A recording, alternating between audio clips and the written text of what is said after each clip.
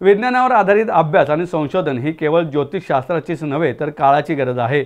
विज्ञान हे ज्योतिषशास्त्राचे मूळ आहे। त्यामुळे ज्योतिषशास्त्रामध्ये अंधश्रद्धेला वाव नाही असं मत ज्येष्ठ पंचांगकर्ते मोहन दाते यांनी व्यक्त केले।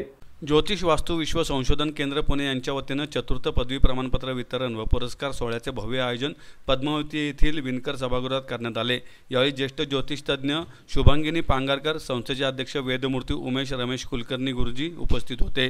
विद्यावाचस्पती ज्येष्ठ गणपात्य डॉक्टर स्वानंद पुंड महाराज यांना शारदा पुरस्कार, अभिनव ज्योतिष मंडळ सोलापूर या संस्थेचे अध्यक्ष ज्येष्ठ पंचांगकर्ते मोहन दाते यांना रत्नमाला पुरस्कार, योगीराज वेद विज्ञान आश्रम या पाठशाळेचे अध्यक्ष अश्वमेघ याजी चैतन्य नारायण काळे गुरुजी यांना वेद संवर्धन प्रेरणा पुरस्कार, वेदमूर्ती दत्तात्रय मनोहर सादले गुरुजी यांना वेदमार्ग दीपस्तंभ पुरस्कार प्रदान करण्यात आले।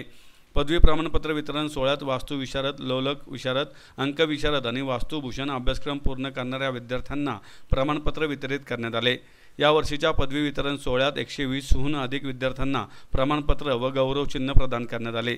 पुरोहितांचे मंगल मंत्र पठण, सानवी फोंडकर यांचे सुसंस्कृत नृत्य आणि सन्मान समारंभ पार पडला।